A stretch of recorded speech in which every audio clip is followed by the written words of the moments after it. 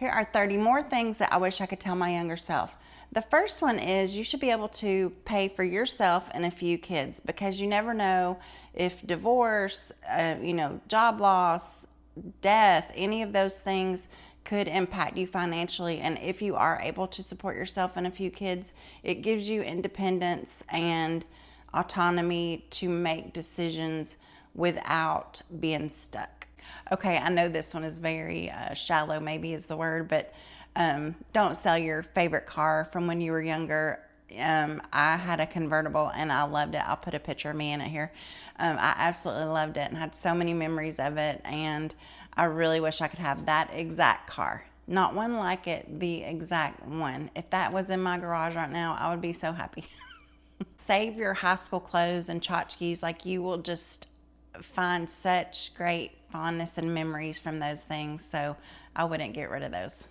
Have people take pictures of you because you think, now that you're fat, ugly, blah, blah, blah, or whatever, and then 10 years later you look back and you go, oh my God, I look hot. It's a big difference.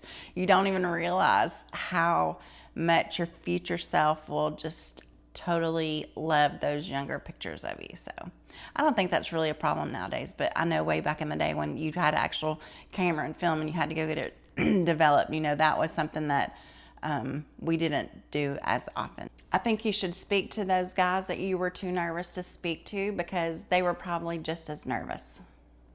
Okay, this one might be a little racy, and Mom and Daddy, if you're watching, please just close your ears for a second, but you totally should have slept with a lot more people.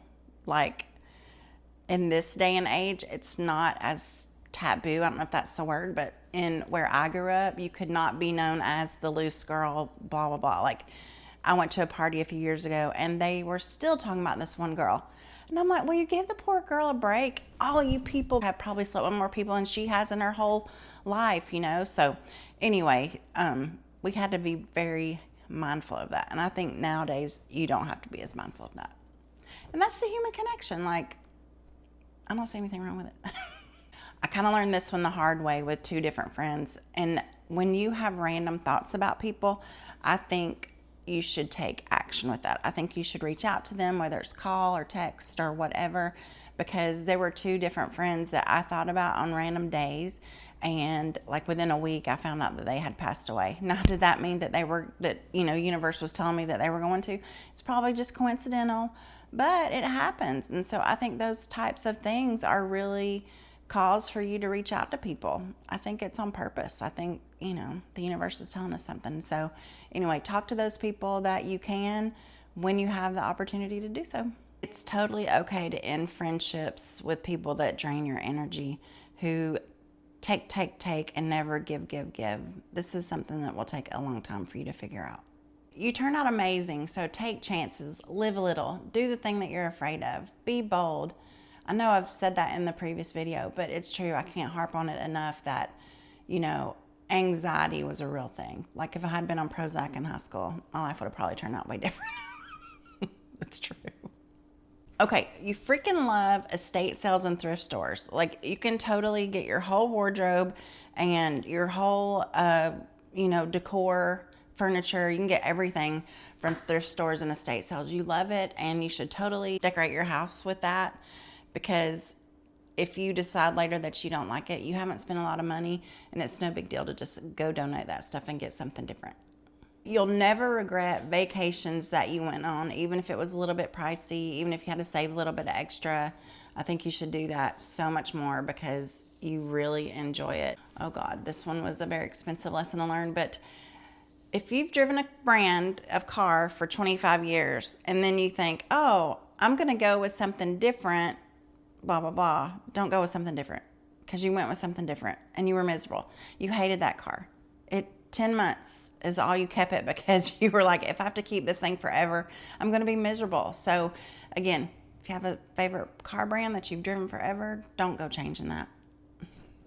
Don't give away too much of yourself to those who give nothing back to you.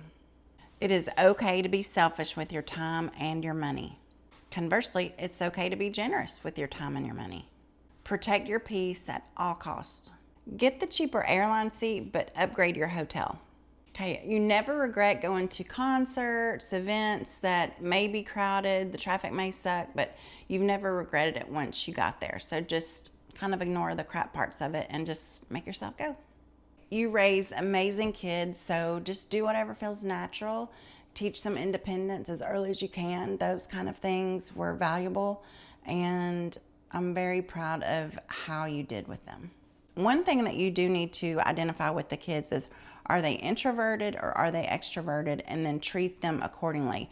Because your first one is totally extroverted, your second one is introverted, and you kept trying to push the second one to do what the first one did. And they are totally two different types of people. Okay, this was a hard lesson to learn, but just because you love and adore someone, I'm not even talking about it in a sexual relationship, but it could be family or whatever, friends you've had forever.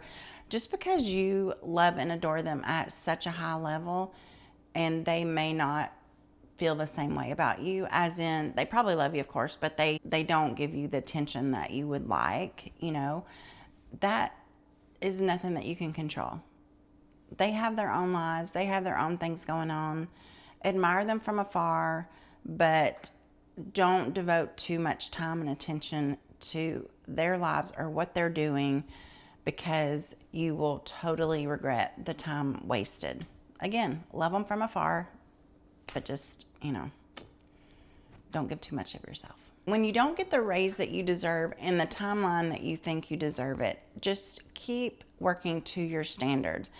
If you can do that, you will be so proud of yourself, and eventually it will pay off. Eventually it will be noticed, and eventually you will get the raise that you deserve. And on that note, don't be envious of other people's success, because don't we know those people who have success when you're going, for what? Okay, credit is flashy, wealth is quiet. Okay, when you're looking for a partner in life, go for the hard worker. Go for the proven hard worker. Go for the person who's going to hustle, who's going to do whatever it takes to get those bills paid, to take care of business around the house, do whatever needs to be doing. You don't want the person that you have to constantly beg, will you do this, will you do that, blah, blah, blah. If in doubt, don't. Time will tell. That just means if you're like, oh, I don't know what to do, don't choose anything. Give it some time, because time will show you what you need to do. It happens every time, and every time that I delay in a decision, it always works out well. Okay, this one is on a medical level. If you go to the doctor because you're in pain and you don't get the response that you're looking for, don't stop going. Get a different doctor. Just keep going until you get the information you need. There were 2 incidences where this was super important. One, my mom kept saying, something's wrong, doc, something's wrong. They checked this, they checked that, they did this scan, they did that. 2 years later, she had a cancerous tumor on her left thigh, and it got huge. Like, who would think? But she knew something was wrong. It just took that long for it to get larger enough that they could do a scan, see it, and then operate on. It was awful. Bless her heart. The other one is that I, for years, had pain in my right flank, and I was like, something's wrong. I don't know what's wrong, but I'm in dire pain. I would go to the doctor. They would do scan, CT scan, MRI, ultrasound, blah, blah. We don't see anything wrong. No gallstones.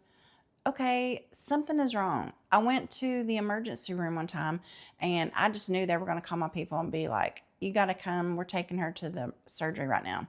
And the doctor came in, and she was so dismissive. I was so upset. She was like, you're fine. We're going to let you go. Let me go. And I'm going, she's like, follow up with your regular doctor. So I'm like, what is going on? I'm not a hypochondriac. Like, I hardly ever go to the doctor. Like, what?